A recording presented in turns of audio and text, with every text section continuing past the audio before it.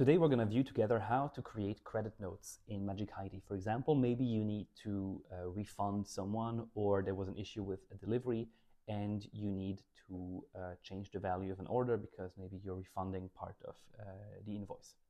So in Magic Heidi, we don't create a separate document for this because we have to keep things simple, and we want your accounting to stay simple as you are as a freelancer, and want to keep things sort of in the Milchbüchli, we say in German, but sort of milk book accounting system.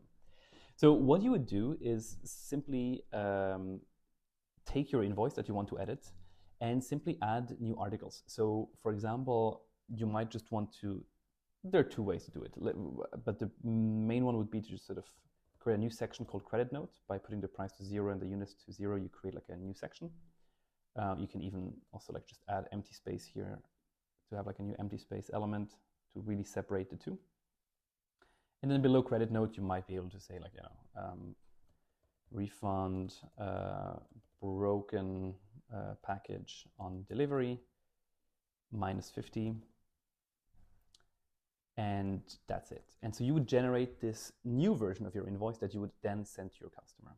And this would look like this, where the customer would see the credit note, the change in price, and the total price would be 40. And so the customer would only pay that. And of course, if the customer has already paid, this credit note can be applied, for example, to the future invoice you send to the customer. Or sort of worst case, if he just wants a refunded document, what you could also do is create a new invoice that and just have like a refund article. Return for broken delivery, whatever. Again, let's say -100, and you would generate this. And obviously the total would say -100, and your customer would have nothing to pay. And this would mean you would have to pay the money.